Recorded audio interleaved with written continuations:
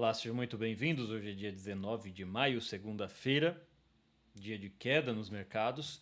E na última sexta-feira, a agência de classificação de risco Moody's rebaixou a classificação de crédito da dívida soberana dos Estados Unidos. Eu vou explicar nesse vídeo um pouco o que isso representa, qual é a função dessas agências classificadoras de risco e por que isso aconteceu agora, já que as contas públicas americanas já vêm numa tendência de descontrole fiscal há alguns anos. Né? Então a nota caiu do nível máximo para um nível abaixo, AAA para AA1, um degrau abaixo da classificação máxima. Então os Estados Unidos ainda permanecem num nível muito seguro de investimentos.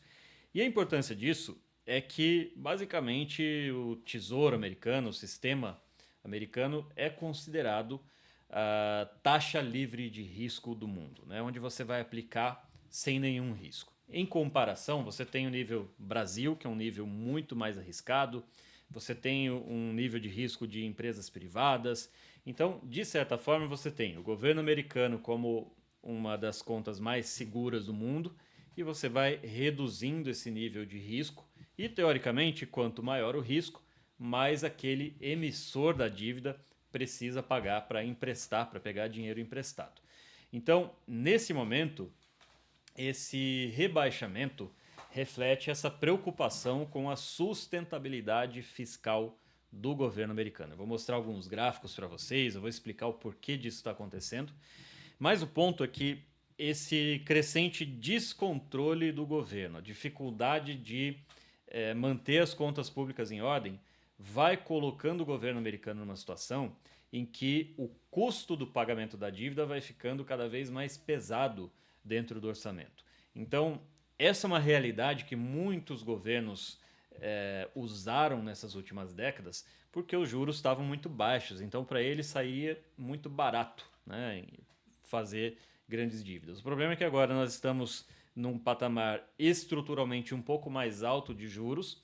E aí, se você considera países que antes tinham um custo de dívida muito baixo, porque o juro estava em zero, estava em 0,5%, agora com 3, 3,5%, 5% em vários países desenvolvidos, isso já descontrola muito as contas públicas. Então, muito provavelmente nas próximas décadas, nós devemos ver um aperto muito grande nesse sentido, porque o peso vai ser cada vez maior. Só que qual que é o problema? Normalmente, os países fazem medidas contracíclicas. Né? O que isso quer dizer? O país entrou em crise, aumento do nível de desemprego, uma recessão econômica, eles vão lá, injetam dinheiro na economia para você tirar o país daquele momento difícil. Então, era natural que em momentos de recessão econômica a dívida do país aumentasse para tentar estimular a economia. O problema é que agora, grande parte desses países, inclusive os europeus, né, onde eu vivo, viciaram em estimular a economia num processo perpétuo de endividamento. Né? Então é como se a economia americana hoje, apesar de ter esse grande privilégio exorbitante de ser o país emissor da moeda e ele poder se endividar muito porque ele tem a confiança do resto do mundo, isso vai chegar num ponto que vai ficar insustentável. Né? Então, as duas outras agências, a agência Fitch e a S&P, né, Standard Poor's, já tinham reduzido as notas em 2023 e 2024. Né? Nenhum deles mais classifica os Estados Unidos como AAA. E isso importa porque, mesmo com uma nota ainda elevada, o rebaixamento começa a deixar o mundo em alerta. Né? O que é um ponto relevante? Os Estados Unidos vão deixar de ser o ativo mais seguro do mundo? Não, não vai deixar de ser. Mas isso começa a apontar para o sistema financeiro global que, olha, vamos ligar um sinal de alerta. Em algum momento, isso vai começar a incomodar a ponto dos governos americanos terem que fazer algo a respeito, né? Mas é importante que vocês saibam que essa classificação de risco do Tesouro Americano ele serve como essa taxa livre de risco. Né? Então isso serve para você fazer o valuation de ativos, serve como referência para o mercado, né? Como base para hipoteca, para juros de títulos corporativos, juros internacionais. Então ele serve como referência para todo mundo. Então, por exemplo, Se você tem os Estados Unidos pagando, sei lá, 5% ao ano no tesouro direto deles, você não tem como no Brasil ter o tesouro direto pagando 5% ao ano também. Porque para o investidor, entre ele ganhar 5% do governo brasileiro e 5% do governo americano, melhor você ir para o governo americano, porque ele é muito mais seguro. Os Estados Unidos são muito mais ricos, eles geram mais riqueza.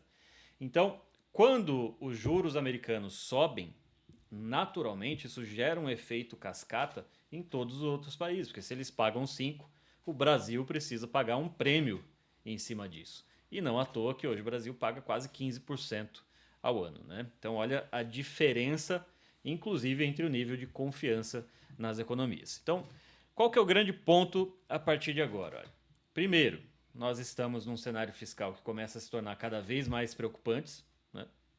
O governo americano gasta sistematicamente mais do que ele arrecada. Todos os anos o Congresso precisa aprovar um novo aumento do teto da dívida. E a dívida pública em relação ao PIB, por consequência, o gasto com juros vem crescendo num ritmo muito acelerado, uma coisa até assustadora. Então, olha um outro exemplo recente. Em 2020, nós tivemos a crise do Covid e todo mundo sabe que os governos do mundo inteiro injetaram trilhões, né, literalmente, na economia. O problema é que já acabou o Covid, o mundo já voltou à normalidade e o governo americano continua gastando muito. Né? Não tem mais a necessidade, teoricamente, do governo continuar estimulando a economia. Então a gente chega num patamar que as economias não estão mais no seu tamanho natural, vamos dizer assim. Né? Elas estão todas anabolizadas por esse excesso de injeção de capital, excesso de gastos públicos e, como está escrito aqui, segundo a Moody's, sem cortes de gastos ou aumento de impostos, essa flexibilidade fiscal vai ser comprometida. O problema é o seguinte, olha, você tem ali uma série de gastos obrigatórios, incluindo o pagamento de juros das dívidas, que já devem representar 78% das despesas até 2035. Né? Os juros da dívida federal devem consumir cerca de 30% da receita em 2035 contra 18% hoje em 2024. Então você imagina para o governo americano, mesmo sendo o governo mais rico do mundo, ter 30% da sua receita comprometida pagando juros. Quer dizer, como que vai ficar isso? Né? Eles vão ter que abrir mão de alguma coisa. Eles vão ter que abrir mão de gastos militares ou gastos sociais. Mas a verdade é que esse excesso de abundância não é mais viável. Só que qual que é o problema? Primeiro, todo governo prefere gastar. Né? Ele quer gastar sempre mais. E o Donald Trump chegou com uma proposta de pelo menos mencionar o controle fiscal, mas ao mesmo tempo ele quer que sejam reduzidos os impostos. Né? Então você já está com um déficit gigante. Como que você vai reduzir os impostos? Não fecha a conta. Então, esse que é o problema que começa a ficar cada vez mais grave. Você precisa encaixar isso não só economicamente, mas também politicamente. E aí entra o desafio. Que governo vai querer gastar menos? Né? Não é popular. Né? Que governo que vai querer aumentar impostos? E isso que eu não estou nem mencionando a realidade brasileira, né? Vou me ater aqui à realidade americana. Então, nesse caso, olha, está aqui. A política fiscal, discurso versus realidade. A campanha do Trump prometeu uma guinada fiscal. Vamos restaurar a disciplina fiscal, cortar gastos, eliminar o desperdício. É a função, teoricamente, do departamento do Elon Musk, o DOGE. Mas, na prática, isso não está se resolvendo. Né? Eu já se imaginava que não iria resolver. Inclusive, os gastos continuam aumentando, porque isso não é mais uma questão de governo, né? É uma questão crônica do próprio funcionamento dos Estados Unidos. E aí, existe uma lei que foi aprovada a primeira vez em 2017, né? Que é a lei de Tax Cuts and Jobs Act, que foi aprovada durante o próprio governo Trump, foi renovada durante o governo Biden, já está em discussão novamente e provavelmente vai ser novamente estendida. E essa lei, promoveu aqui corte de impostos para empresas e famílias com o objetivo de estimular a economia. Então, a gente já está com a economia americana em níveis mínimos de desemprego. O PIB está relativamente bem. Só que olha como que isso vai se tornando uma armadilha, porque, teoricamente, o primeiro governo que quiser desarmar essa bomba vai receber como presente uma grande desaceleração econômica, né? E aí, olha só um exemplo aqui. Quando a gente fala de PIB, a gente está falando na prática o seguinte, olha. Como que é composto o PIB? PIB é composto por consumo das famílias, mais gastos do governo, mais investimentos, mais o saldo da balança comercial, certo? Presta atenção nisso aqui. Se o PIB é formado dessa forma, né, tem uma métrica aqui no meio que são os gastos do governo. Se o governo gasta mais, teoricamente ele está impulsionando o PIB, concordam? E se ele gasta menos, o PIB também vai cair, porque ele está consumindo menos, ele está gastando menos. Então, no caso dos Estados Unidos, é mais uma economia viciada em gasto público. Então, é muito complicado resolver isso. Alguém vai ter que cortar na própria carne. Isso vai ter um reflexo de, provavelmente, menor crescimento. Como que eles vão gastar menos se eles estão numa corrida, numa guerra fria ali com a China? Isso aqui também se aplica à China, que está passando pela mesma situação. Então eu brinco aqui, né? Todo político quer um gastozinho, né? Ninguém quer gastar menos, todo mundo quer gastar mais. Só que olha que coisa curiosa. O último presidente que controlou, que sanou as contas públicas, que teve um período de forte responsabilidade fiscal foi o Clinton. Ele saiu em 2001.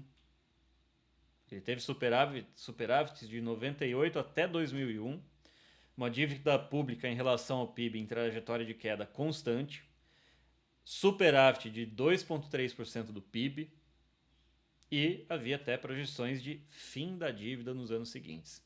Só que daí entra o George W. Bush, governo republicano, faz cortes de impostos agressivos sem contrapartida em corte de gasto. Então, olha, estou reduzindo os impostos, mas eu continuo gastando muito, então não fecha a conta. Aí você tem guerra do Afeganistão, guerra do Iraque, financiado por dívida, né? É caro, custa caro fazer guerra. E aí a disciplina fiscal abandonada já em 2002 com a volta dos déficits. E aí foi assim desde então, né?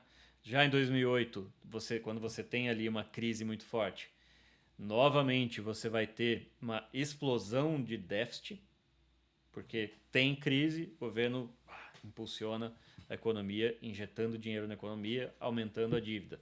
E aqui a dívida ultrapassa os 80% do PIB. E aí não teve mais quem segurou isso, né? Porque não vai ser um período fácil para o governo que tomar essa decisão. Isso vai realmente ser uma decisão nacional, né? Que todos vão precisar ficar comprados com isso.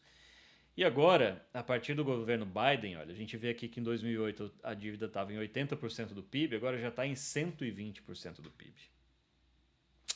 Complicado, né? O governo mais rico do mundo numa situação assim.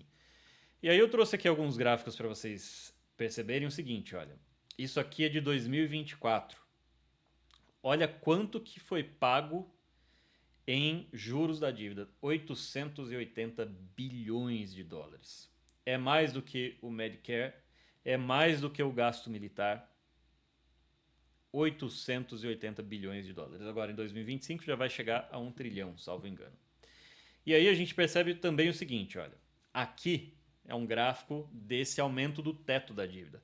O que aconteceu em governos anteriores é que sempre que é atingido o teto de gastos, o teto da dívida, o Congresso precisa aprovar novamente o aumento desse teto, né? E aí, por exemplo, olha, aqui em 2010 foi quando o S&P fez esse downgrade da nota de crédito americano. Então, o Moody's rebaixa agora em 2025, mas S&P já fez isso lá em 2010. E o grande ponto é, olha, se o governo americano não conseguir pagar suas dívidas, quem vai conseguir, né? O país mais rico do mundo, mais inovador, mais gerador de riqueza. Então, uma situação realmente bastante delicada, né? A gente percebe que aqui nós tivemos diferentes períodos de dívida federal, né? Agora que as projeções são de cada vez maior endividamento, chegando a 118,5 lá em 2035. E um ponto que bastante gente comenta, né? Falam que a China é o grande detentor da dívida americana. Olha, a China detém 2% da dívida americana. Japão, 3%. Inglaterra, Reino Unido, né? 2%. E os outros países, 15%. Então, na verdade, a gente tem 15, 17, 22% da dívida americana nas mãos de governos estrangeiros e todo o restante é dívida com o próprio americano, né? Com o próprio cidadão americano. Então, na prática, por que as pessoas aceitam emprestar dinheiro para os Estados Unidos, independente da nota ali dessas agências de risco? Porque é o governo, o país mais rico do mundo. Resume nisso, né? Agora, em um dado momento, como isso vai comprometendo parte do orçamento, vai começar a incomodar cada vez mais. Então existem duas alternativas. Ou os Estados Unidos trabalham para manter esses juros baixos, né? Porque esse aumento aqui do custo da dívida se dá também porque os juros subiram muito, né? Vou mostrar aqui graficamente para vocês entenderem o seguinte, olha. Isso aqui é a taxa de juros americana. Hoje está em 4,5%. Então, qual é o raciocínio que nós vamos ter a partir de agora? Olha, o PIB americano num crescimento muito forte, o gráfico aqui é inegável, né? Até se você não tem conhecimento, você percebe que é uma curva quase vertical. Aí nós temos, olha, relação dívida-PIB. Então, quanto do seu PIB é comprometido por dívidas? Já está em 124%. Em 2000, como eu comentei, estava aqui em 54%, isso foi subindo, deu um salto a partir de 2008, né? Crise de 2008. Deu mais um salto a partir aqui de 2020 com o Covid. Então percebe que em momentos de graves crises é até esperado que essa relação dívida-PIB aumente. O problema é, passada a crise, teoricamente o governo deveria conter as contas públicas e reduzir de novo para níveis saudáveis, né? É justamente isso que não está acontecendo. Eles estão imprimindo dinheiro ali, aumentando a dívida e não estão parando nunca. Nível, né, de endividamento americano. Aí nós temos aqui a inflação em queda. Então isso abre espaço para queda de juros futuramente. E agora o seguinte, olha. Qual é a perspectiva para os juros, né? A grosso modo, para vocês entenderem o seguinte, olha. Quando você tem aumento da inflação, naturalmente, provavelmente teremos também aumento dos juros. E se você tem aumento de juros, você tem aumento do custo da dívida, né? Então, o grande desafio para os Estados Unidos hoje é reduzir a inflação para que abra espaço para reduzir juros. Só que tem um ponto aqui que começa a interferir cada vez mais nisso. Se as contas públicas estão completamente descontroladas, não tem como reduzir juros. Então, provavelmente nós tenhamos juros estruturalmente mais altos. Por que isso, né? Porque se você tem um certo receio com as contas de alguém, com a capacidade desse alguém te pagar o empréstimo, você não vai mais emprestar a juros tão baixos, né? Então, um outro fator aqui é a gente precisa ver as contas públicas americanas numa trajetória um pouco mais positiva, porque senão, naturalmente, com o passar do tempo, esses juros vão ficando cada vez mais altos, porque, teoricamente, os Estados Unidos vão ficando cada vez mais e mais arriscados.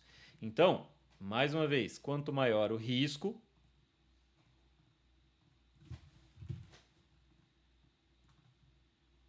maior os juros. Certo? Se você vai emprestar para alguém que tem uma probabilidade maior de não conseguir te pagar, você precisa compensar isso aumentando os juros. Então, essa é a realidade dos Estados Unidos nesse momento. Não é algo que a gente precisa se preocupar de imediato, mas o que eu acredito que vai acontecer é que vai chegar um momento em que, por exemplo, olha, qual foi a narrativa das últimas eleições. Olha, vamos fortalecer a indústria americana, vamos levar trabalho, trazer a indústria de volta para o trabalhador médio nos Estados Unidos, vamos reduzir a inflação, né, a inflação que ficou descontrolada ali a partir de 2020. Então, a narrativa nos Estados Unidos hoje era inflação e reindustrialização. Esse é o desejo, a dor latente do americano nesse momento. Vai chegar num ponto em que vai começar a incomodar tanto essa questão dos juros da dívida tão altos, comendo uma parte tão grande do orçamento, que essa narrativa vai mudar para controle da dívida pública. E aí vai ter que acontecer uma espécie de acordo nacional para ter uma reestruturação do orçamento fiscal americano. Então, grande parte dos problemas também são direcionados quando a narrativa principal abraça aquilo, né? E o mercado ele vamos dizer assim, direcionado por narrativas, uma coisa de cada vez. É isso que a gente deve começar a ver a partir de agora. Então, quando nós voltamos aqui para esses gráficos, né, o que fica visível é, olha, a dívida pública americana está nas mãos dos americanos, mas ela precisa ser controlada porque esse custo da dívida vai ser cada vez maior, né? E aí vai começar a faltar dinheiro para outras áreas relevantes e esse vai ser o ponto provavelmente desse grande acordo nacional que eu imagino que deve acontecer em algum momento nos próximos anos.